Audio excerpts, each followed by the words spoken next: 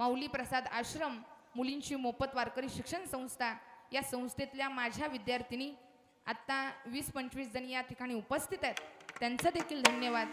त्याचबरोबर आमच्या आई 2 तास विना घेऊन उभा आहेत. आईसाहेबांचं नाव काय? छाया अर्जुन मुळीक. आमच्या आईसाहेब 2 तास विना घेऊन उभा आहेत, आईंचं धन्यवाद. त्याचबरोबर माझा आवाज तुमच्यापर्यंत पोहोचवण्याचं काम केलं साऊंड सिस्टीम दादांचं नाव काय? रोहित क्षीरसागर. ही जर चांगलं नसेल तर हे चांगलं चालत नाही, आणि तिथं मॅनेज करणारं चांगलं नसेल तर काहीच होत. तिकडं एखादं फिरवलं की सगळं फुस. तर दादांचं धन्यवाद, अत्यंत सुंदर मॅनेज केलेलं आहे. जोरदार टाळी वाजवायची सगळ्यांनी.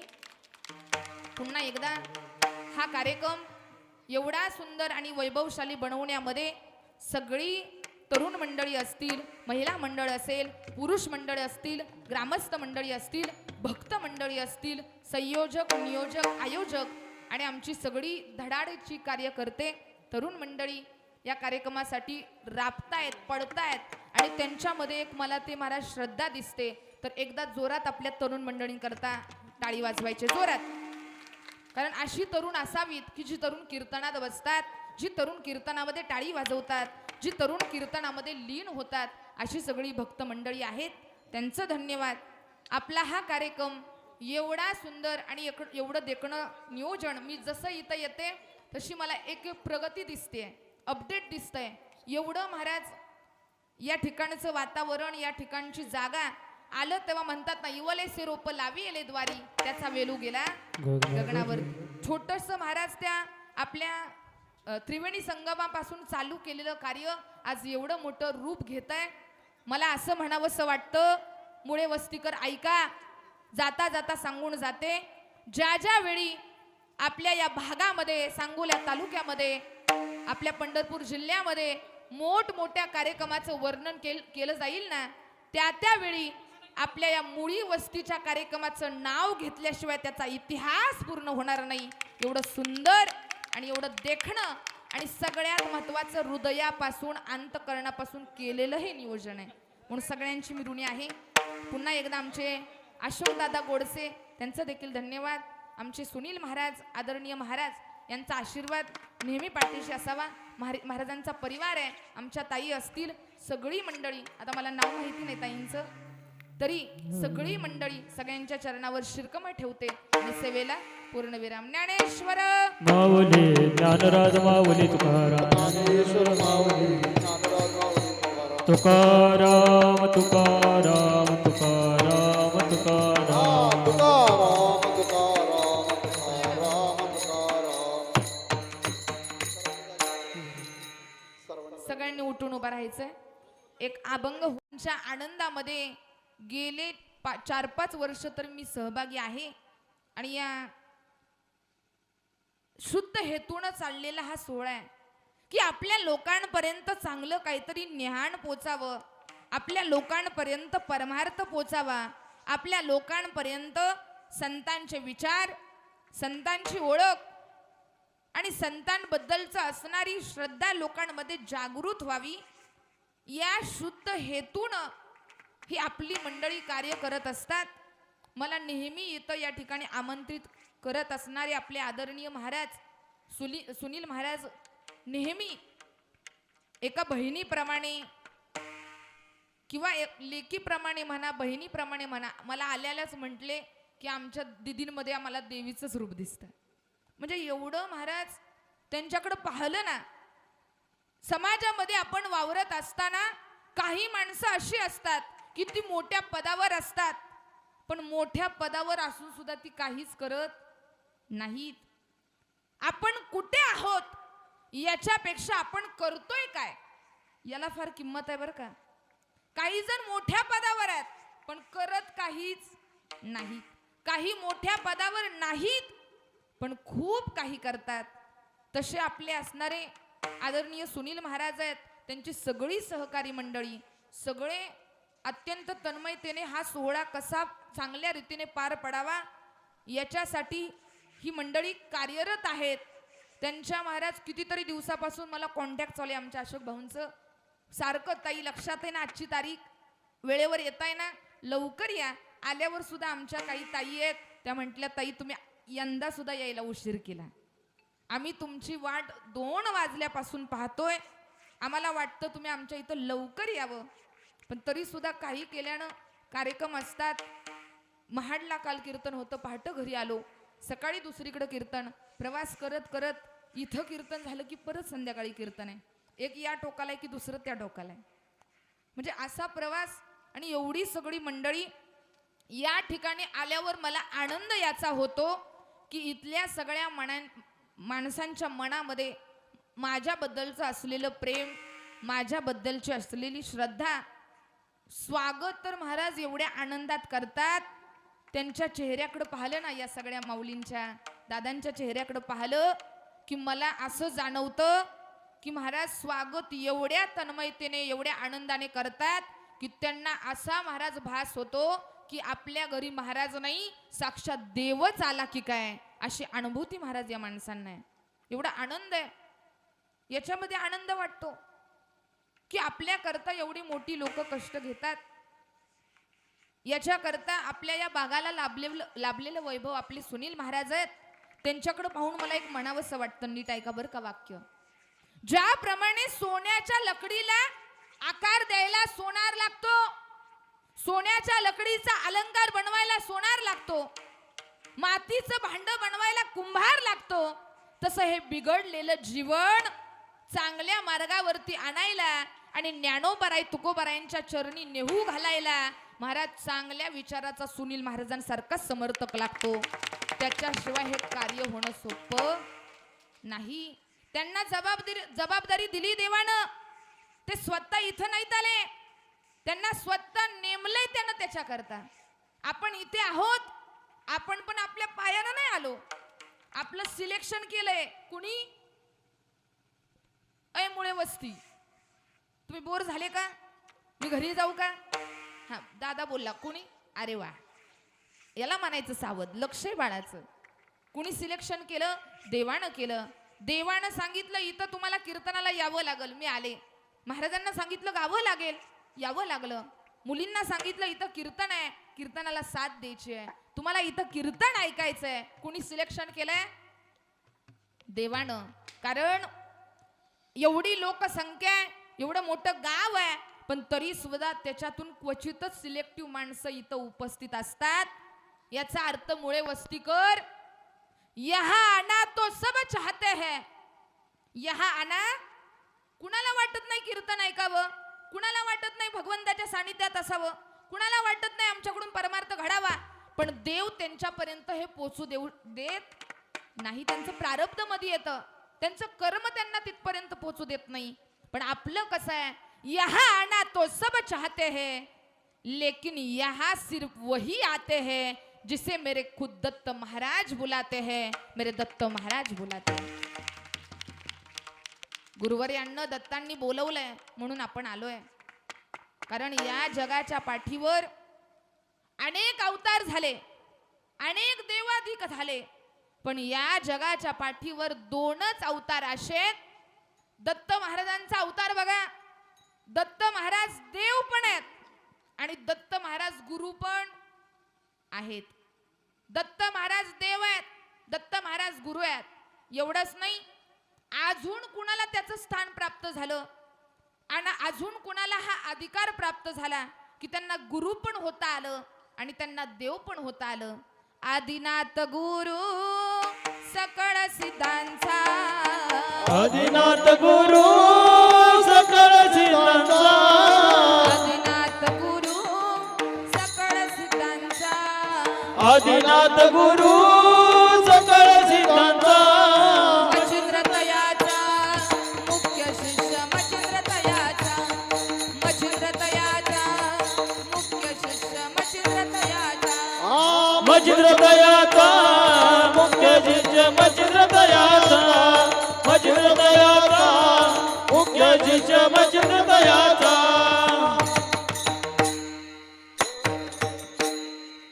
आदिनाथ गुरु सकळ सिद्धांचा. आदिनाथ म्हणजे भगवान शंकर. भगवान शंकर एक गुरु आहेत आणि देव पण आहेत.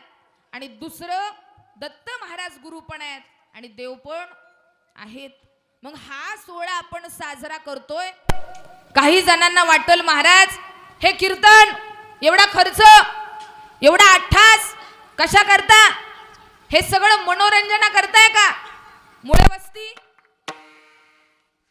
आहात ना तुम्ही का गेले? बघा हे सगळं मनोरंजना करता नाही. कीर्तन म्हणजे विनोद नाही, कीर्तन म्हणजे मनोरंजन व्हावं म्हणून नाही, कीर्तन म्हणजे कुठंतरी वेळ घालवायचा आहे म्हणून बोलवलंय असं अजिबात नाही. काही महाराज मनोरंजनाच्या पण गोष्टी आहेत ना, पण इथं कीर्तनामध्ये काय करायचंय?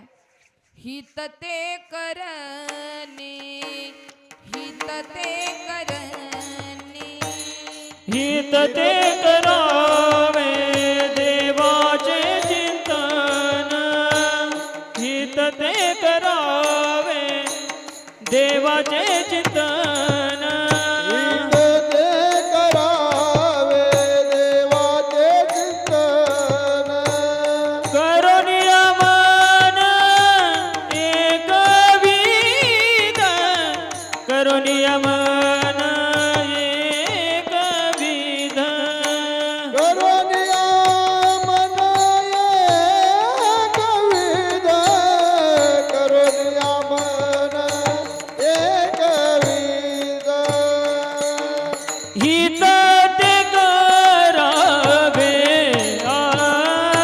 देवाचे चिंतन, करुणिया मन एकविध, हित ते करावे देवाचे चिंतन, करुणिया मन एकविध. एकविध. हित ते करावे देवाचे चिंतन. आणि अजून एक प्रमाण आहे, हित ते करावे ऐशा बोलिले ते भावे. हित ते करावे ऐशा बोलिले ते भावे म्हणजे माणसानं आपण जे बोलतोय तसं वागावं. कीर्तन फक्त मनोरंजना करता नाही, कीर्तन म्हणजे फसवण्याकरता नाही, कीर्तनात पाकिट मिळतंय म्हणून कीर्तन आहे असं अजिबात नाही बरं का. कीर्तन कशा करताय? फसवणुकी करता पण काही कार्यक्रम आहेत, फसवणुकीचे पण काही लोक आहेत जी फसवणूक करतात, फसवणूक करणाऱ्यांचे पण कार्यक्रम आहेत. काही माणसांना आयुष्यभर फसवणूक करण्यात गेलं, काही माणसाचं जीवनच त्याच्यात आहे. एकदा झालं काय, एका डॉक्टरानं बाहेर बोर्ड लिहिलेला, बोर्ड 300 रुपयात कोणताही आजार बसवून मिळेल. काय लिहिलेलं? कोणताही आजार 300 रुपयात बसवून मिळेल. आता एक गावातलं महाराज बुद्धिमान व्यक्ती, अत्यंत हुशार माणूस, त्याला कोणता आजार नाही, पण त्यानं तो लिहिलेला बोर्ड वाचला. आणि माणसाचा एक स्वभाव आहे की माणसाला जी गोष्ट करू नका म्हटलंय तो माणूस काय करणार? मुद्दाम करणार. एका ठिकाणी असा बोर्ड लिहिलेला, वरती बघू नका. काय लिहिलेलं? वरती पाहू नका. तरी सुद्धा महाराज त्यानं वरती बघितलंच. परत अजून एक वरती बोर्ड लिहिलेला, केलास ना गाढवपणा. कळलं त्यालाच कळलं. म्हणजे माणसं महाराज जी करू नका म्हटलंय ते मुद्दाम करणार. तसं हा बुद्धिमान माणूस, त्याला कोणता आजार नाही, पण त्यानं विचार केला मला कोणता आजार नाही, पण डॉक्टरनं तर बोर्ड लिहिलाय 300 रुपयात आजार कोणताही बरा करून मिळेल. आजार बरा नाही झाला तर त्याला 1000 रुपये. हा म्हटला ठीक आहे 300 देऊन बघू, 1000 तर मिळतील. हा गेला त्या ठिकाणं, हा हुशार माणूस, चतुर माणूस त्या ठिकाणी गेला आणि डॉक्टरना म्हणाला, डॉक्टर साहेब. कोण डॉक्टर? तुम्हीच आहे का? डॉक्टर म्हटली मीच आहे, बोला. हा म्हटलं डॉक्टर, अहो माझ्या तोंडाची चव गेली, मला चवच लागना, काहीतरी करा, माझ्या तोंडाची चव माघारी येईल असं औषध द्या. डॉक्टरनं लगेच हाक मारली. कुणाला? कोण असतं डॉक्टरांसोबत? कंपाऊंडर. महाराजांना आमच्या चांगलं ज्ञात आहे, त्याच फॅकल्टी मधले ते. तर हाक मारली, रमेश इकडे ये. 3 नंबरचा ड्रॉवर उघड, त्यात एक औषधाची बॉटल आहे ती घेऊन ये आणि या पेशंटच्या तोंडात 2 थेंब टाक. आता ती बॉटल होती महाराज पेट्रोलची, त्यात होतं पेट्रोल. ह्याच्या तोंडात 2 थेंब सोडलं तसं ती म्हणलं, अरे हे पेट्रोल आहे. डॉक्टर म्हणले आणा 300. आली चव, आली ना चव गेलेली, आली माघारी. 300 द्या. अरे बाप रे म्हटला, 1000च्या नादात किती गेले चिकमहुतकर, 300 गेले. आता ह्याला काही चेन पडना, ह्याची बुद्धी महाराज. म्हटलं आता करायचं काय, 300 गेले. पण म्हटलं असं सोडायचं, त्याने अजून एक युक्ती काढली. परत डॉक्टरांकडे गेला, दवाखाना शोधत शोधत शोधत, डॉक्टर ओ डॉक्टर. डॉक्टर आले बुवा. कुठे तुम्ही डॉक्टर आहे का? डॉक्टर म्हणले असं का करता बुवा, काल तर आलता ना. मीच डॉक्टर आहे. नाही म्हणले डॉक्टर, अहो माझी स्मृती गेली, याददाश्त गेली, मला काय आठवतच नाही. कुठं चाललोय, काय करतोय, माझं कोण आहे मला कळत नाही. काहीतरी करा आणि माझी स्मृती माघारी आणा, याददाश्त माघारी आणा, करा काहीतरी. डॉक्टर हुशार.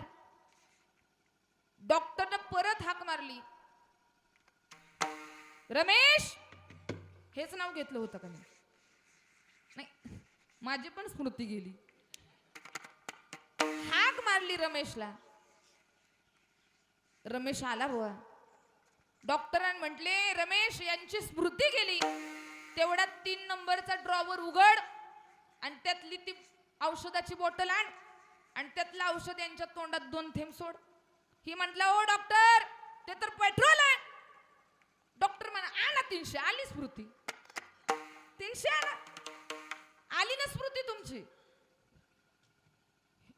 ह्याला एवढं टेन्शन आलं, 1000च्या नादात किती गेले, 600 गेले.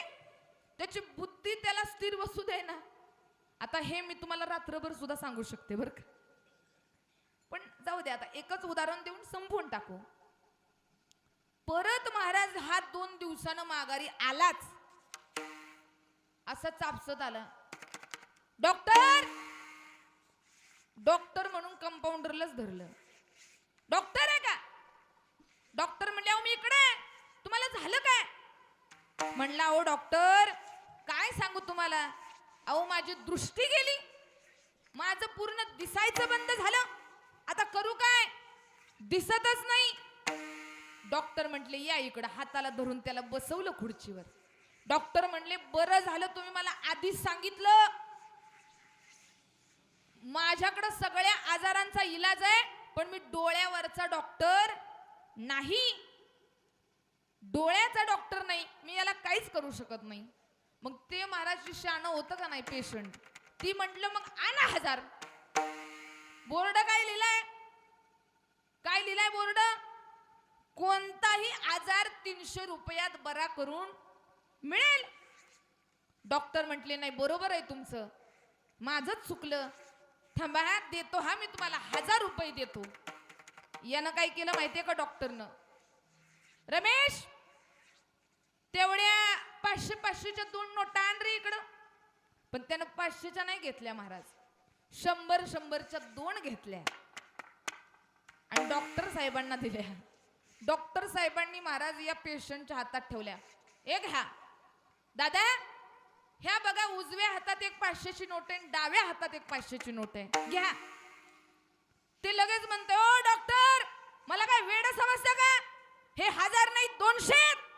डॉक्टर म्हणा ना 300. आले ना डोळे माघारी. म्हणजे महाराज फसवणुकीच्या या जमान्यात माणसं एवढी बदलली, काही पण फसवणूक करतील. म्हणून या नको त्या विचारामध्ये फसवणारी लोक तुम्हाला अनेक भेटतील. नको त्या कार्यक्रमात गुंतवणारी माणसं भरपूर आहेत, नको त्या मार्ग दाखवणारी माणसं भरपूर आहेत. पण ज्या मार्गाने चालायचंय ना त्या मार्गाने चला. संतांनी दाखवलंय, मार्ग दावून गेले आधी तया निधी संत ते तया निधी संत ते तया निधी संत ते मार्ग धावून गेले आधी दयानिधी संत ते दयानिधी संत ते दयानिधी संत ते मार्ग दावून गेले आधी तया निधी संत ते तया निधी संत ते तया निधी संत ते मार्ग धावून गेले आधी दयानिधी संत ते दयानिधी संत ते दयानिधी संत ते संत ते मार्ग दावुनी गेले आधी दयानिधी संतते. संतांनी मार्ग दाखवला बाबांनो, चालायचंय ना तर देवाला माझं म्हणा. एकनाथ महाराज सुद्धा या अभंगातून सांगतात. काय सांगतात? दत्त ध्यावा दत्त गावा. आता काही जण म्हणतील महाराज, जर नाथ महाराज पाहिले तर नाथ महाराज हा संप्रदायाचा खांब आहे, बरोबर ना? आणि खांब असताना सुद्धा नाथ महाराज फक्त पांडुरंगाची सेवा करायचं सांगायचं सोडून दत्त महाराजांची सेवा करायला का सांगतात? कारण पांडुरंग वेगळा आणि दत्त महाराज वेगळे. म्हणजे म्हणतात ना, गाडीत एकाच्या फिरायचं आणि मतदान इथं नाही बरं का, दुसरी कुठचं सांगते. म्हणजे खायचं एकाच द्यायचं दुसऱ्याला. तसं महाराज संतांना सुद्धा प्रश्न पडला. एकनाथ महाराजांना विचारतायत, महाराज तुम्ही नाथ महाराज नाथ संप्रदायाचे पांडुरंगाचे तुम्ही निष्ठावंत वारकरी आहात, मग तरी सुद्धा तुम्ही एकनाथ दत्त महाराजांचं भजन करताय, दत्त महाराजांचं ध्यान करायला का सांगताय? इथं खूप सुंदर उत्तर आहे बरं का, नीट ऐका. तुकाराम महाराजांनी सुद्धा सांगितलं, एक गाव आम्ही फक्त एकाच गाव. कुणाचं? विठोबाचं. एक गाव आम्ही विठोबाचे नाम. पण तरी सुद्धा इथं एकनाथ महाराज म्हणतात की अरे बाबा, आम्ही जरी वेगळ्या पार्टीचं असलो तरी असं कुठं लिहिलंय का हो? आता नितीन भानगोडे पाटील जर आपण पाहिलं, ते भाषण करतात. त्या नितीन भानगोडे पाटीलांना मानणारा सगळा वर्ग आहे का एकच वर्ग आहे हो? भाजपवाले सुद्धा त्यांना मानतात बघा, राष्ट्रवादी काँग्रेस मानतात. एवढंच नाही, इंजिनवाले मानतात, गॅस सिलेंडरवाले मानतात. कोणताही पक्ष असू द्या, नितीन भानगोडे पाटीलांना मानणारा वर्ग म्हणजे त्याचा एक तत्व माणसाला कोणता तरी आवडला तर तो माणूस त्याची वाहवा करू शकतो. म्हणजे असं नाही की त्यांनी पार्टी बदलली असा अर्थ होत नाही. एवढंच नाही, पाहायला गेलं तर भरपूर लोक समाजामध्ये असे आहेत की जे दुसऱ्या पार्टीची जरी असली तरी त्याला दुसरी पार्टीची मानणारी लोक आहेत, कारण त्याचं तत्व त्याला मानायला लावतं. तसं मी जरी पांडुरंगाच्या पार्टीचा असलो, एकनाथ महाराज म्हणतायत बरं का, मी जरी पांडुरंगाच्या पार्टीतला असलो पण तरी सुद्धा जगामध्ये दत्त गुरूंची कीर्ती मोठी आहे, दत्त गुरूंचं नाम मोठं आहे. कारण दत्त गुरु एकमेव अशी मूर्ती आहे की त्रिमूर्ती एकत्र आहे. ब्रह्मा, विष्णू आणि बोला बोला महेश. तीन ब्रह्मा, शिरे सहा हात, तीन शिरे सहा हात, तया माझे दंडवत, तया माझे दंडवत, दया माझे दंडवत, दया माझे दंडवत, दया माझे दंडवत, दया माझे दंडवत. तीन शिरे सहा हात, तया माझे दंडवत, तया माझे दंडवत, तया माझे दंडवत.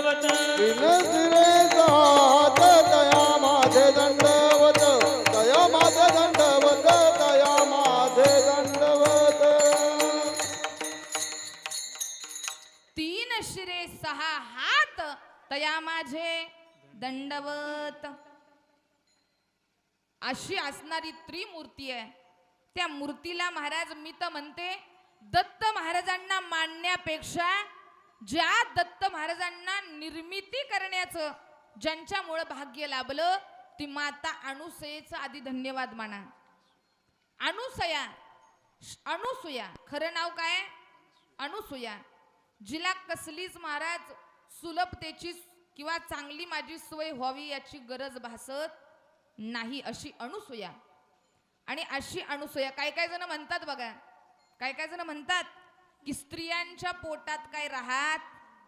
सगळे बिचारे नावं ठेवतात यांना, पण इथल्या नाही बरं का, इथल्या बिचाऱ्या सगळ्या चांगल्या आहेत. कीर्तन करायचंय मला, पण नावं ठेवतात कशा करता. काही जण म्हणतात यांच्या पोटात काय राहत. अरे यांच्या पोटात जर काही राहत नसतं ना तर महाराज सगळ्या जगातला कोणताही जीव असू द्या आधी यांच्याच पोटात राहावं लागतं आणि मग बाहेर यावं लागतं. तरी सुद्धा माणसं काय म्हणतात यांच्या पोटात काही राहत नाही. 9 महिने पोटात ठेवतात, या 9 महिने वाढवतात. एक जणील तर महाराज लय टेन्शन आलं. आणि आता तर काय या लाडक्या बहिणीच झालेत मुख्यमंत्रीच्या. मध्ये 2 महिने हप्ता नाही पडला तर लय यांना टेन्शन आलं महाराज. काय माऊलींना तर मलाच फोन करायला सुरुवात केली, महाराज अहो हप्ता पडला नाही. म्हटलं अहो हप्ता सोडा, सप्त्याकडे लक्ष द्या. हप्ता करत केली का केवायसी? हा मग बरं आहे. नाही ती महाराज त्या हप्त्यापायी लाडक्या बहिणींचे महाराज नवरे सुद्धा ते दाजी सुद्धा पळायला लागले. आधार कार्डच लिंक नाही, हे अकाउंटच लिंक होत नाही, करू काय? कारण त्यांचं पण भागत होतं आपलं आठवड्याचं. अवघड झालं सगळं. आणि त्यातनं पण महाराज या बिचारे एवढ्या कष्ट करतील, एवढं कष्ट प्रत्येक तीळ जोडतील बघा. चटणीतनं काढतील, मिठातलं काढतील, साखरातलं काढतील, सगळ्यातलं काढतील, गोळा करतील, खिशात घालतील. सगळं महाराज पैसे गोळा करतात, मिठाचं, तेलाचं, साखरेचं जमा करतात, माहेरला जातात आणि माहेरवरून नवीन साडी घेऊन येतात. आणि महाराज तीच नवऱ्याला कौतुकाने दाखवतात, बघा माझ्या भावानं साडी घेतली. आणि हे पण म्हणतोय वा वा छान आहे. अरे तुझाच माल आहे, तुलाच कळत नाही महाराज. आणि त्यातनं पण नवऱ्याच्या धुणं धुताना किशे जरा चेक करत जा. अय पुरुष मंडळ, किशे कपडे धुवायला टाकताना चेक करा. बऱ्याच नोटा इकडे गेल्या धुता. आणि त्याचंच महाराज यांनी जमून 2 मणी केलं सोन्याचं. माहेरवरून येतात आणि म्हणतात माझ्या भावानं मणी केलं. अरे कशाचं मणी? त्याच्यात ध्यानी मणी नाही, किशात त्याच्या मणी पाहिजे ना तुम्हाला सोन्याचं करायला. अवघड आहे. पण या बिचाऱ्या महाराज एवढे कास्ट कसर करतील. यांच्यावर नवरे काय वैतगले.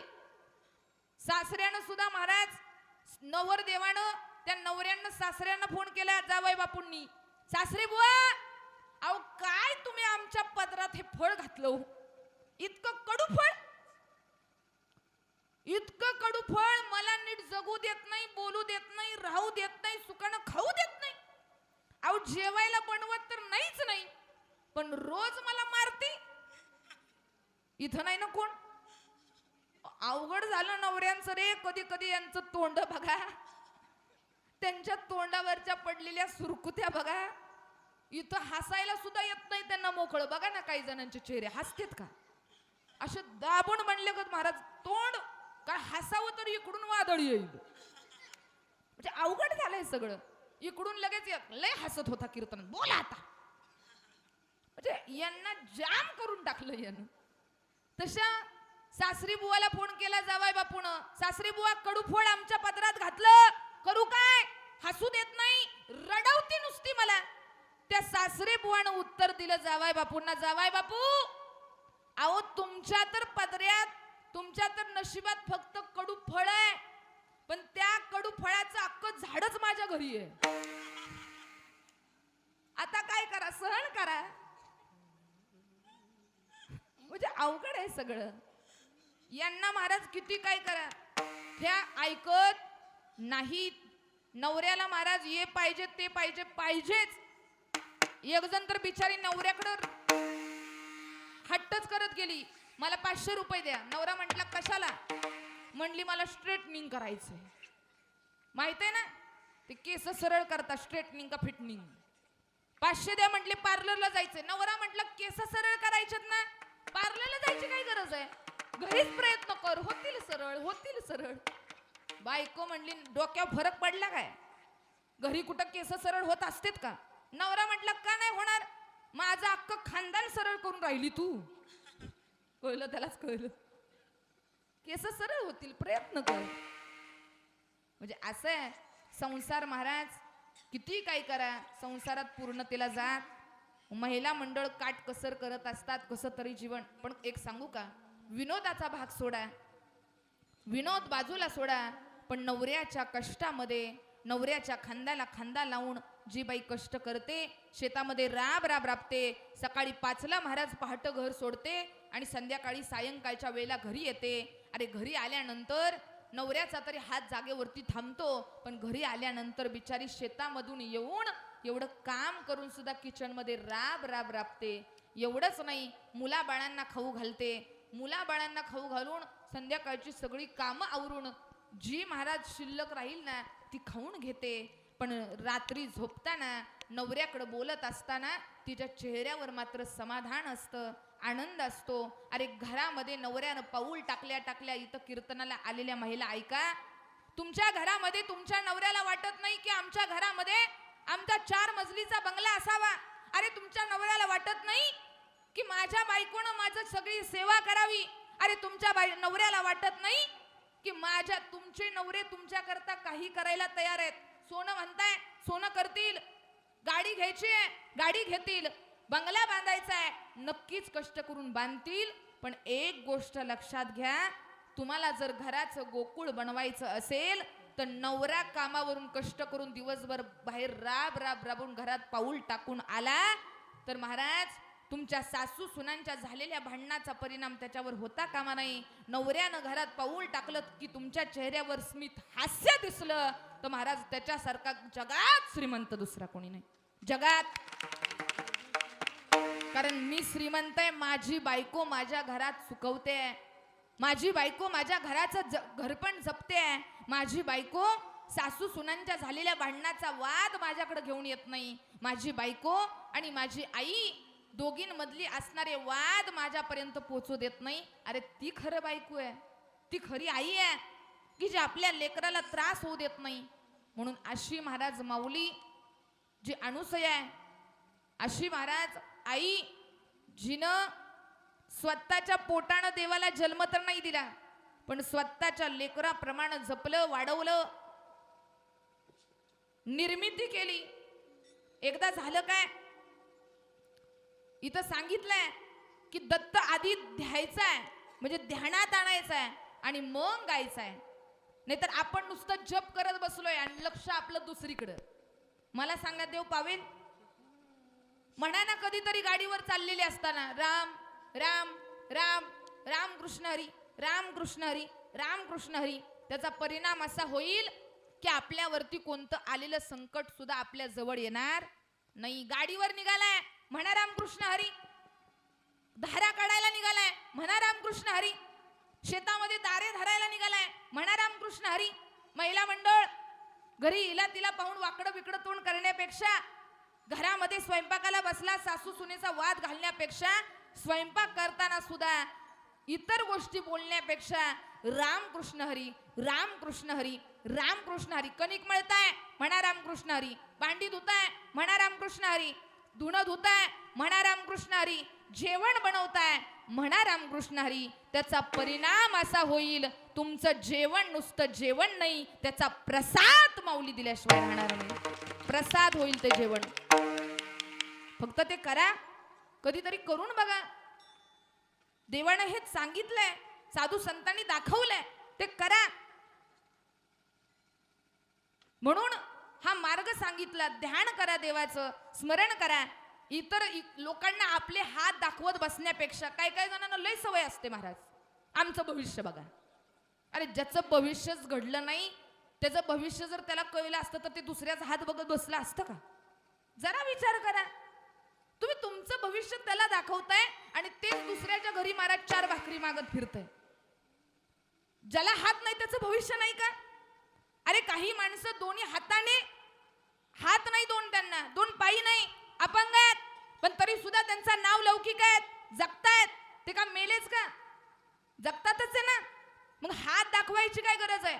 आणि काय काय तर महाराज आता यांना तर लय जोर आला, यांना या नवरदेवांच्या आया ज्या मुलांची लग्न जमत नाही ना त्या तर पाक बावरूनच गेल्यात महाराज. पोराचं लग्न जमना एवढं कुंडली घेऊनच फिरतात. तेवढं लग्नाचं बघा, तेवढं लग्नाचं बघा, आमच्या दादाचं बघा. त्या एक जण तर महाराज गेली हात दाखवायला भविष्यकाराकडं. बघा ना काका आमचं बघा, माझ्या पोराचं पत्रिका बघा. ती महाराज बिझी होतं. ती म्हणलं आज नाही, 2 दिवसानं या. ती 2 दिवसानं बिचारी आली. ता म्हणला येताना मुलाची कुंडली घेऊन या. ती बिचारी 2 दिवसानं आली, हातात दिली पत्रिका. ते बघायला लागलं. आणा इकडं, मुलाचं लग्न करायचंय का? तुमच्या नवऱ्याचं नाव राजाराम आहे. ती म्हटली हा बरोबर आहे. तुम्हाला 2 मुलं आणि 1 मुलगी आहे. ती म्हटली बरोबर आहे. तुम्ही कालच राशन दुकानातून 30 किलो तांदूळ आणले, 30 किलो गहू आणले, खरं?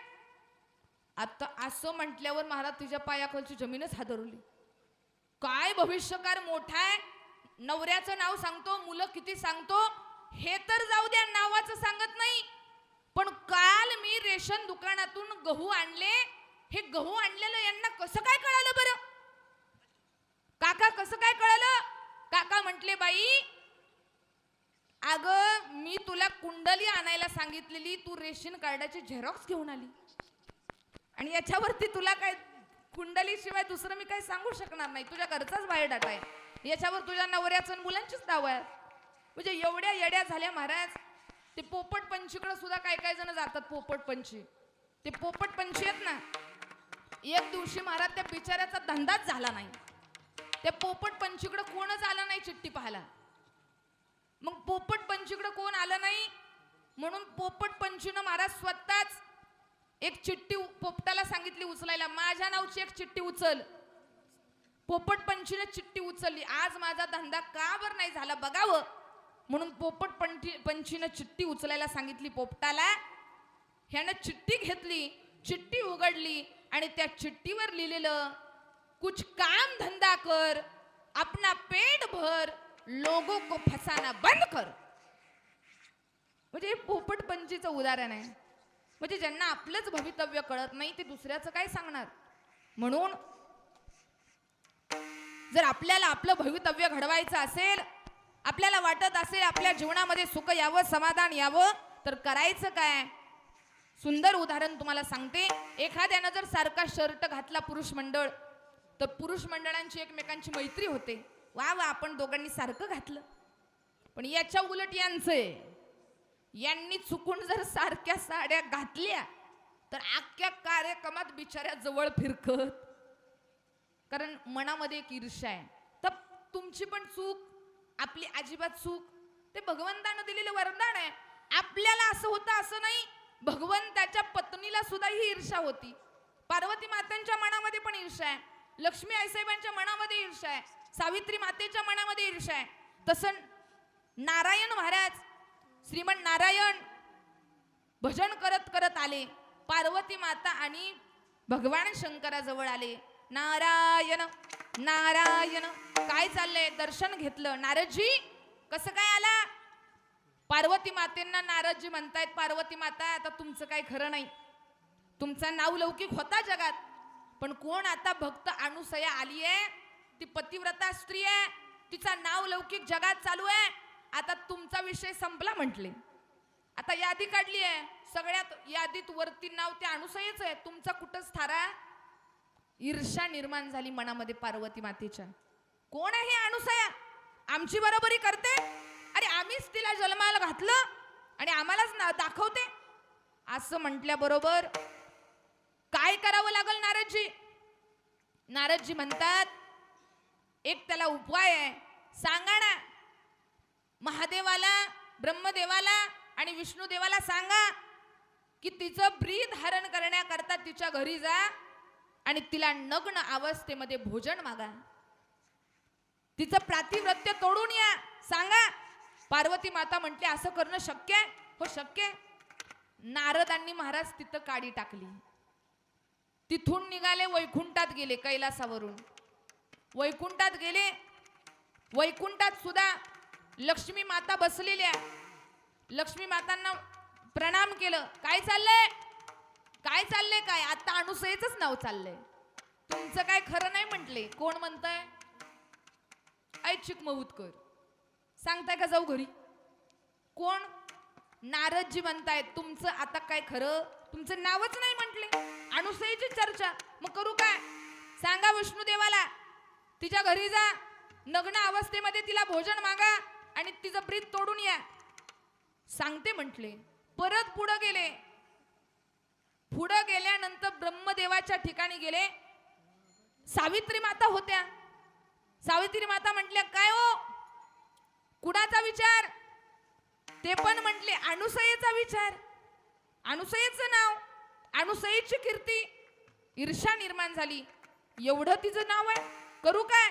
सांगा नग्न अवस्थेमध्ये भोजन मागायला आणि तिचं पातिव्रत्य हरण करून या. आता असं म्हटल्यावर या तिन्ही महाराज बायकांनी, आता ब्रह्मदेवाला सुद्धा हे घडवून आणायचं होतं, कारण त्रिमूर्ती त्याशिवाय निर्माण झाल्या नसत्या. ब्रह्मदेवानं महाराज, ब्रह्मदेव विष्णुदेव, ब्रह्मा विष्णू महेश यांना हट्ट केला या तिघा बायकांनी की तुम्ही जा आणि अनुसयाच्या आश्रमात जाऊन तिचं काय करा? पातिव्रत्य हरण करा. जा तिथं. हे तिघे पण गेले. बायकोचा हट्ट आणि स्त्री हट्ट हा पुरवावाच लागतो. गेले सगळे. अत्रि ऋषी होते बाहेर. एक साथ तिघा देवांना पाहिलं. अत्रि ऋषींनी नमस्कार केला. या या या. अरे त्रैलोक्याचा मालक, ब्रह्मांडाचा नायक आज आमच्या घरी. त्यावेळी ती देवता म्हणतायत अत्रीजी आम्ही तुम्हाला भेटायला नाही, अनुसयेकडे आलोय. अनुसयेला बोलवा. अनुसया बाहेर आली. अनुसया आल्याबरोबर या तिघांनी, अनुसयेनं तिघांचं दर्शन घेतलं आणि अनुसयेला म्हणतात अनुसये इथं आम्ही असंच नाही आलो, आम्ही तुला काहीतरी मागायला आलोय. काय? आमच्या गरीबाकडे तुम्हाला काय देण्यासारखं आहे? अनुसया म्हटल्या बरोबर देव म्हणतायत अनुसये आम्ही तुझ्या इथं भोजन करायला आलोय, पण आम्हाला भोजन वाढायचं, पण नग्न अवस्थेमध्ये वाढायचं. असं म्हटल्या बरोबर अनुसयेनी क्षणाचाही विलंब न करता म्हटली ठीक आहे, नग्न अवस्थेमध्ये भोजन वाढायचं मी तयार आहे. तिनं महाराज एक साथ या तिघांच्या डोक्यावरती हात ठेवला आणि या तिघांची काय झाली? बालक झाली. बालक झाले, कुमार झाले. जमिनीवरती लोळायला लागले, रडायला लागले. मग अनुसयेने महाराज नग्न अवस्थेमध्ये स्तनपान केलं एका एका महाराज देवताला आणि शीघ्र असा शब्द वापरलाय बर का. 67 चरणाचं अभंग आहे दत्तांवरती, त्याच्यात वर्णन आहे. मी त्याच्या बाहेरचं काही सांगत नाही. तर विचार काय केला? आता ह्यांना महाराज स्तनपान केलं. तिनं शीघ्र वस्त्र परिधान केली आणि त्यांच्या डोक्यावर हात ठेवून यांना परत नीट नाही केलं बरं का, त्यांना बालकच ठेवलं. आणि तिनं काय केलं? प्रत्येकाला वेगवेगळ्या पाळण्यात ठेवलं, एका पण नाही. कारण हे तिघजण एका पाळण्यात भांडणं करायला लागले. कारण त्या काळी सुद्धा महाराज जागेवरून वाद होता बरं का, आताच नाही, तेव्हापासून आमची जागा ठाम झाली पाहिजे याच्याकरता तिघांच्या वेगवेगळे पाळणे केले. आणि त्या पाळण्यामध्ये तिनं महाराज अनुसयेने पाळणा चालू केला. मंग म्हणे चतुरानना जो जो जो जो रे सगुना उत्पन्न करुणी त्रिभुवना बहुश्रम पावलासे. हा ब्रह्मदेवाचा पाळणा आहे. आता वेळेची मर्यादा आहे त्यामुळे चालीत म्हणत नाही, एक चरण मी चालीत म्हणेल. दुसरं महाराज पाळणा चालू केला. पहिला ब्रह्मदेवाला पाळणा म्हटला, दुसरा विष्णू देवाला. जो जो जो जो रे जो जो रे लक्ष्मीपती जो जो जो जो रे लक्ष्मीपती जो जो जो जो रे लक्ष्मीपती जो जो जो रे लक्ष्मीपती जो जो जो जो रे लक्ष्मीपती जो जो जो रे लक्ष्मीपती जो जो रे लक्ष्मीपती जो जो रे लक्ष्मीपती तुझी आघात आघात कीरती तुझी आघात कीरती तुझी आघात कीरती तुझी आघात कीरती अवतार घेऊनी पंथी अवतार घेऊनी पंथी घेऊनी आपत्ती अवतार घेऊनी आपत्ती कृष्ण संवार केला कृष्ण संवार केला कृष्ण सवाल केला ऐका दत्तात्रय आख्यान ऐका दत्तात्रय आख्यान ऐका दत्तात्रय आख्यान ऐका दत्तात्रय आख्यान ऐक दत्तात्रय ध्यान ऐक दत्तात्रय ध्यान ऐक दत्तात्रय ध्यान ऐक दत्तात्रय ध्यान दत्तात्रय आख्यान ऐका दत्तात्रय आख्यान ऐका दत्तात्रय आख्यान ऐका दत्तात्रय आख्यान ऐक दत्तात्रय ध्यान ऐक दत्तात्रय ध्यान ऐक दत्तात्रय ध्यान ऐक दत्तात्रय ध्यान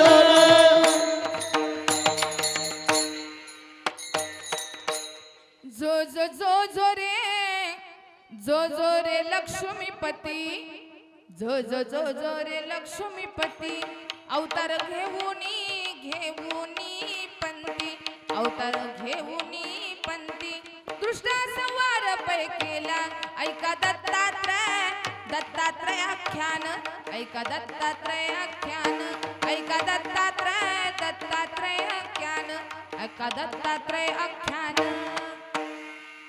चालू केलं पाळणा म्हणायला ते संस्कार पाळण्यातच असावे लागतात बरं का. ते म्हणतात ना बाळाचे पाय पाळण्यात दिसतात. त्या मदानसा नावाच्या आईनं सुद्धा आपल्या मुलाला सांगितलं की बाळा कशाला तू या जन्माला आलास. मळमूत्र या घाणीत हा देह नाशिवंत मळमूत्राचा बांधा वरी चर्म घातले गा जुलमी कितकाचा सांदा रव रव दुर्गंधी अमंगळतीचा बांधा स्मरे त्या हरिहरा शरण जाई गोविंदा परियेते मदानसा सोहम जो रे बाळा. महाराज मुलांना संस्कार देण्याची जबाबदारी मदानसानं पोटात असताना सांगितलं बाळा कशाला जन्माला आलास. हा देह कसा आहे नाशिवंत मळमूत्राचा बांधाय घाण आहे शरीर. महिला मंडळ तुम्हाला जर वाटत असेल उद्या तुमच्या मुलांनी तुमचा सांभाळ करावा उद्या तुमच्या मुलांनी तुमचा आदर करावा तर ही आजची ही पिढी आहे ना ही टेक्नॉलॉजीची पिढी आहे ही अपडेट पिढी आहे. आजची मुलं हुशार आहेत. जे पाहतात ते लगेच शिकत असतात. म्हणून आपल्या मुलांना चांगलं संस्कार द्या. त्यांच्या हातात ज्ञानेश्वरी गाथा हरिपाठ द्या. एक वेळ त्यांच्या हातामध्ये तुम्हाला चांगलं नाही खेळणं देता आलं देऊ नका. अरे एक वेळ तुमचं तरुण ताटं पोरगं बाहेर महाराज फिरत असेल गाडी घेऊन फिरताय तर त्याला जवळ बोलवून सांगा बाळा ही गाडी घेऊन फिरण्यापेक्षा हातामध्ये गाथा घे. अरे तुमची घरामध्ये असणारी लेक आहे तिच्या हातामध्ये मोबाईलच्या ऐवजी ज्ञानेश्वरी द्या. आणि एक गोष्ट लक्षात ठेवा कीर्तनाला आलेल्या आया मुलीच्या हातामध्ये मोबाईलपेक्षा ज्ञानेश्वरी द्या. तुमच्या सोन्यासारख्या मुलाच्या हातामध्ये गाथा द्या. सोन्यासारख्या मुलीच्या हातामध्ये ज्ञानेश्वरी द्या. अरे तुमच्या मुलांच्या आयुष्याचं कल्याण नाही झालं तर विचारा आयुष्याचं सोनं होईल. फक्त महाराज आजची मुलं एवढी ब्रिलियंट आहेत. कोण आहे तुम्ही महाराज आहे का महाराज दिसता. मी म्हंटल हा महाराजच आहे. मग म्हंटले एका ठिकाणी प्रसंग आला. आता आमचं बीएड झालंय तर आम्हाला भोर कॉलेजला इंटर्नशिप होती 6 महिन्याची. तिथं शिकवायला जावं लागतं 6 महिने शाळेवरती. तर तिथं लहान मुलगा महाराज एक लहान मुलगा माझ्याकडे आला डबा घेऊन. म्हटला महाराज मला म्हटला मॅडम हा बघा माझा डबा आहे, हा डबा घ्या. मला खाऊ वाटत नाही. मी डबा उघडून बघितलं तर त्याच्यात महाराज साजूक तुपातली पोळी होती, पुरणपोळी. मी एक घास घेतला, एक घास खाल्ला. ती पोळी एवढी सुंदर झालती की मला मोह आवरला नाही. मी त्या पोराला म्हटलं बाळा अरे तू डबा का खात नाही? किती छान तुझ्या आईनं बनवली पोळी, पुरणपोळी किती छान आहे. मला तर असं वाटतंय अख्खीच खाऊन टाकावी. ती लहान मुलगा मला कसं करतो, मॅडम खावा ना मग, अख्खीच खाऊन टाका. मला नकोय, मला नाही आवडत. मी म्हटलं बाळा मी तुझी अख्खी पुरणपोळी खाल्ली आणि घरी जर तुझ्या आईनं डबा पाहिला आणि विचारलं डबा कोणी खाल्ला तर तू काय सांगशील? तर ते लहान पोरगा म्हणतंय मॅडम, मला म्हणतंय मॅडम काळजी करू नका, मला जर कोणी विचारलं ना डबा कोणी खाल्ला तर मी सांगेल कुत्र्यानं खाल्ला. वाचिक महूतकर, मला कुत्र म्हटल्यावर लय तुम्हाला हसू आलं. पण ही मुलं एवढी हुशार, एवढी ब्रिलियंट, एवढं डोकं चालतं त्यांचं. एक जण तर पोरग माझ्याकडे आलं, मला हळूच म्हटलं महाराज तुम्हाला माहितीये का काल आमच्या पप्पानं मम्मीच्या गालावरची पप्पी घेतली. आता हे कीर्तनात सांगू नाही, पण हे कीर्तनात सांगितल्यावर जसं तुम्हाला माझा राग आला असेल तसं मला पण त्या मुलाचा राग आला. काय मुलांवर संस्कार आहेत का नाही? अरे पप्पांनी मम्मीच्या गालाची पप्पी घेतली हे कुठं बाहेर सांगतात का? मी त्याच्या वडिलांना भेटायला गेले, काय हो तुम्ही असल्या मुलांना संस्कार लावता? पोरगा असं म्हणताय. ती म्हटलं अहो महाराज तुम्ही समजताय तसं अजिबात काही नाही. म्हटले आम्ही दोघं नवरा बायको कामाला आहे, आम्हाला 12 वाजता शाळेत कामावर जावं लागतं. पोराची आमच्या शाळा 1 वाजता असते आणि 1 वाजता शाळा असल्याबरोबर आमच्याशिवाय पोराला 1 तास थांबावं लागतं. मग आमचं पोरग रडतं म्हणून आमचं पोरग आम्हाला कामावर जाऊ देत नाही, म्हणून ते रडू नाही म्हणून आम्ही त्याच्यासोबत मस्ती करतो, खेळ खेळतो आणि जाता जाता आम्ही त्या पोराचे लाड करतो. आम्ही नवरा बायकोनं काय केलंय, जाता जाता आम्ही त्याचा पापा घेतो. आम्ही दोघांनी गाल वाटून घेतलेत, डावा गाल पप्पाचा, उजवा गाल मम्मीचा. पण मला काल कामाला जाताना उशीर झाला, मी माझ्या डाव्या गालावरची पप्पी घ्यायची सोडून वाटून घेतलेल्या मम्मीच्या उजव्या गालाची पप्पी घेतली. म्हणून कालपासून हे अख्ख्या वस्तीवर सांगत सुटलंय पप्पांनी मम्मीच्या गालाची पप्पी घेतली, पप्पानं मम्मीच्या. बघा तुमचं डोकं कुठं चालतं. तुम्ही जे अर्थ लावलेला तसं अजिबात नव्हतं. तशी ही पोरं लय हुशार आहेत म्हणून त्यांच्या या वयात संस्कार घडत असतात. हातात ज्ञानेश्वरी द्या, गाता द्या, हातात ज्ञानेश्वरी गाता द्या, त्यांच्यावरती चांगले संस्कार घडवा. काय काय पोरं लय खोडीच, हे सुद्धा आमचं लय खोडीच. खालनं मोबाईल दाखवतोय महाराज किती वाजलेत बघा. म्हणजे अवघड आहे सगळ्यांचं. तसं मुलांवरती परिवर्तन घडणं गरजेचं आहे. म्हणून मदानासानं पोटात शिकवायला सुरुवात केली. इकडं अनुसयेच्या ठिकाणी ही तिन्ही बालकं वाढू लागले. 6 महिने सांभाळ केला. किती महिने? तिकडं टेन्शन आलं. पार्वती माता, सावित्री माता आणि लक्ष्मी माताला आमचे नवरे गेले कुठं? 6 महिने झाले पत्ता नाही. नारद मुनी म्हटले तुमचे नवरे? केलं तिनं बालक, बसली खेळवत. जा ह्या बघायला आल्या. अनुसया माता दर्शन घ्यायला आली. ते म्हटले तुझ्याकडे नाही आलो आम्ही, आमचे नवरे कुठे आहेत? अनुसया म्हटले आहेत ना, हे बघा तुमचे नवरे. ठीक आहे, पाळण्यामध्ये ओळखा तुमचे कुठले कुणाचे आहेत. आता ह्यांना महाराज काही सुचना. ह्या म्हटल्या आमच्यात पण प्रातिव्रत्य आहे, आम्ही त्याला आहे असं करू शकतो. पण महाराज त्यांना प्रयत्न केला पण त्यांना पॉसिबल झालं नाही. ते म्हटले आम्ही काहीच करू शकत नाही. अनुसयेचं दर्शन घेतलं की खरंच बाई तू पतिव्रता आहे, आमचे नवरे आम्हाला परत कर, आहे असं कर त्यांना. अनुसया मातेनं महाराज परत डोक्यावरती हात ठेवला. हे आहे असे झाले. ब्रह्मा विष्णू महेश आणि त्या सगळ्यांनी हात जोडले. अनुसये मातेला सांगितलं तुझी भक्ती मोठी आहे. अगं तू आम्हाला स्तनपान केलं, तुझं मातृत्व वात्सल्य आम्हाला लाभलं. अगं खरंच तू आमची माय झाली ग. कोण म्हणतंय? भगवान शंकर, विष्णुदेव, ब्रह्मदेव. खरंच तू आमची माता झाली. आता आम्हाला सुद्धा तुला सोडवत नाही. त्यावेळी अनुसया मातेच्या डोळ्यातून धारा आल्या आणि अनुसया माता म्हणते भगवान परमात्म्याला की मी सुद्धा तुमचा सांभाळ 6 महिने केला, माझं मातृत्व जागं झालं, आता मी तुमच्याशिवाय जगू शकत नाही. देवानं विनंती केली आमच्याकडून काहीतरी मागून घ्या. अनुसया म्हटली मला दुसरं काही नको, पण तुमची मला सवय झाली आहे, तुम्ही 3 जण एकच साथ मला दिसावं असं काहीतरी करा, तुम्ही 3 जण एक सोबत माझ्या सोबत राहावं असं काहीतरी करा. म्हणे त्यावेळी या तिघांनी सुद्धा या तिघांचं एकत्रीकरण झालं आणि त्रिमूर्ती निर्माण झाली. अवधूत चिंतन श्री गुरुदेव. आवाज येऊ द्या जरा. अवधूत चिंतन श्री गुरुदेव. तुम्ही झोपले का?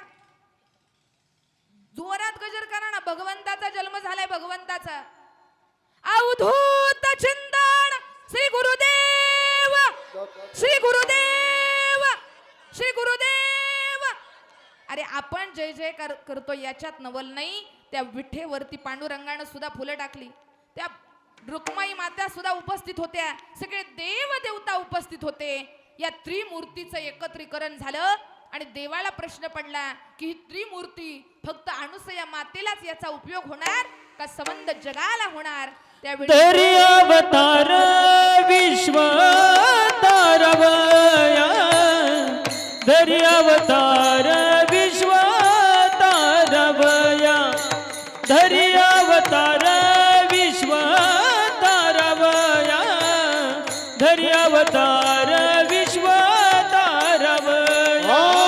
धरी अवतार विश्व तारवया, धरी अवतार विश्व तारवया, धरी अवतार विश्व तारवया, धरी अवतार विश्व तारवया. अत्रीची अनुसया गरोधर, अत्रीची अनुसया गरोधर, अत्रीची अनुसया गरोधर, अत्रीची अनुसया गरोधर. ऋतुकाळ हेमंत नक्षत्र रोहिणी, ऋतुकाळ हेमंत नक्षत्र रोहिणी, ऋतुकाळ हेमंत नक्षत्र रोहिणी, ऋतुकाळ हेमंत नक्षत्र रोहिणी. ऋतुकाळ नक्षत्र रोहिणी, ऋतुकाळ हेमंत नक्षत्र रोहिणी, ऋतुकाळ हेमंत नक्षत्र रोहिणी, ऋतुकाळ हेमंत नक्षत्र रोहिणी. धरी अवतार विश्वतारावया, अत्रीची अनुसया गरोदर.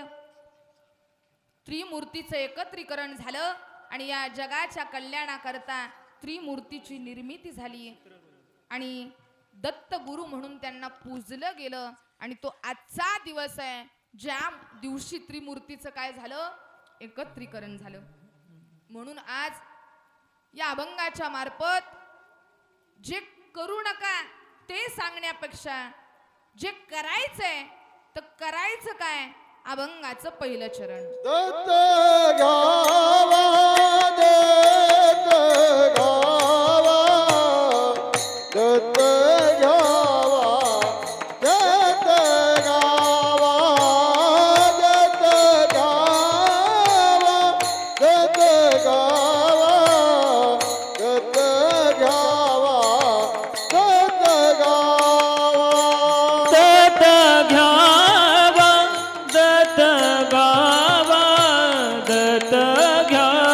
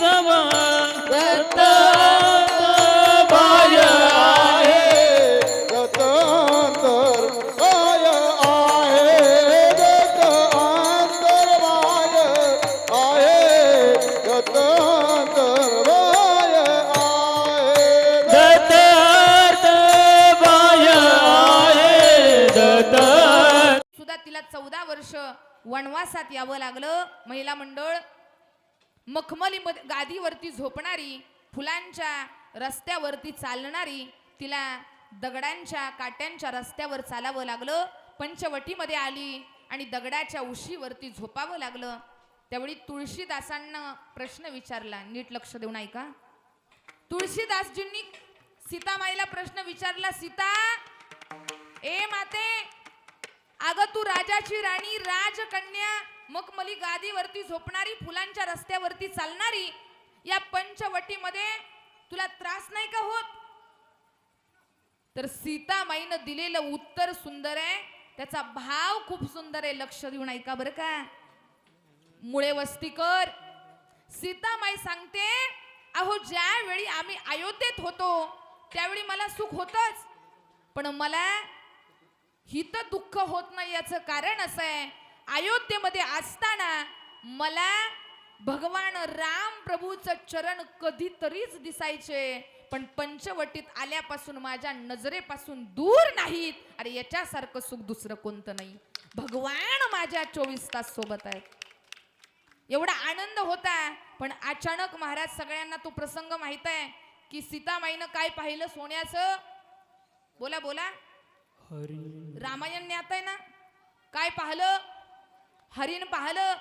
आणि जवळ असणारा भगवान सोन्यासारखा, नवरा सोन्यासारखा परमार्थ कुठंतरी मोहमध्ये आला आणि मनामध्ये त्या हरिणाची चोळी शिवण्याची इच्छा निर्माण झाली. राम प्रभू लक्ष्मणजी हरिणाच्या पाठीमागं गेले आणि इकडं महाराज देव जवळच होता, पण तो समजला नाही. मोहाच्या नादात रामायण घडलं आणि सीतामाईला रावणानं उचलून नेलं. मग इथं सांगतात की भगवान श्री राम प्रभू त्यांच्या स्मरणात होते, ध्यानात होते, गातही होते. सीतामाई राम प्रभूंचं नामस्मरण करत होते, पण तरी सुद्धा तो कुठून ध्यानातून थोडासा कुठंतरी गेला, ध्यान बाजूला गेलं. म्हणून देवाला शोधण्याकरता मोहाच्या पाठीमागं लागण्यापेक्षा, अरे जो आपल्या अंतकरणात आहे आणि अंतकरणात असून सुद्धा बाहेर पण आहे, अशा देवाचं तुम्ही स्मरण करा. तो कुठे आहे? अभंगाचं दुसरं चरण दत्तांतरबाह्य आहे. दत्तांतरबाह्य आहे, दत्तांतरबाह्य. माऊली प्रसाद आश्रम मुलींची मोफत वारकरी शिक्षण संस्था, या संस्थेतल्या माझ्या विद्यार्थिनी आत्ता 20-25 जणी या ठिकाणी उपस्थित आहेत. त्यांचं देखील धन्यवाद. त्याचबरोबर आमच्या आई 2 तास विना घेऊन उभा आहेत. आईसाहेबांचं नाव काय? छाया अर्जुन मुळीक. आमच्या आईसाहेब 2 तास विना घेऊन उभा आहेत. आईंचं धन्यवाद. त्याचबरोबर माझा आवाज तुमच्यापर्यंत पोहोचवण्याचं काम केलं साऊंड सिस्टीम. दादांचं नाव काय? रोहित क्षीरसागर. ही जर चांगलं नसेल तर हे चांगलं चालत नाही, आणि तिथं मॅनेज करणारं चांगलं नसेल तर काहीच होत. तिकडं एखादं फिरवलं की सगळं फुस. तर दादांचं धन्यवाद. अत्यंत सुंदर मॅनेज केलेलं आहे. जोरदार टाळी वाजवायची सगळ्यांनी.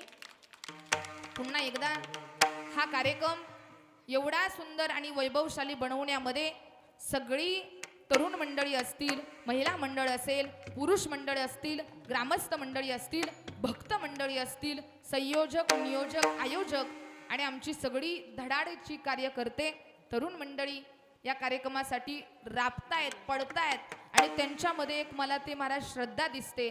तर एकदा जोरात आपल्या तरुण मंडळींकरता टाळी वाजवायचे जोरात. कारण अशी तरुण असावीत की जी तरुण कीर्तनात बसतात, जी तरुण कीर्तनामध्ये टाळी वाजवतात, जी तरुण कीर्तनामध्ये लीन होतात. अशी सगळी भक्त मंडळी आहेत.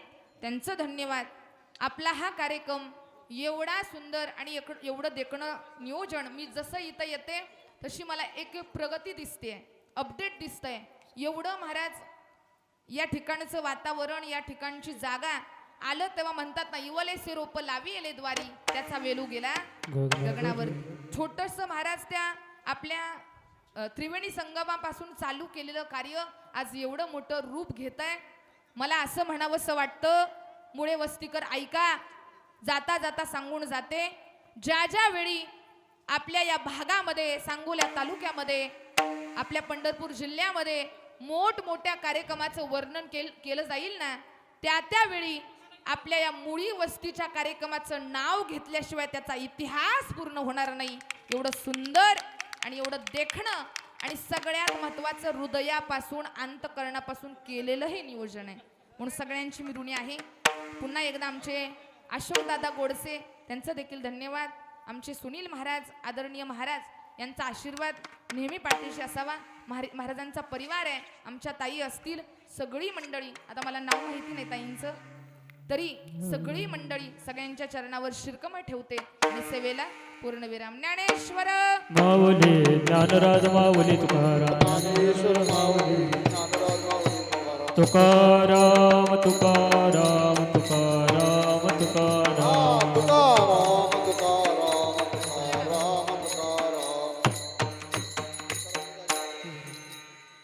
सगळ्यांनी उठून उभं राहायचंय. एक अभंग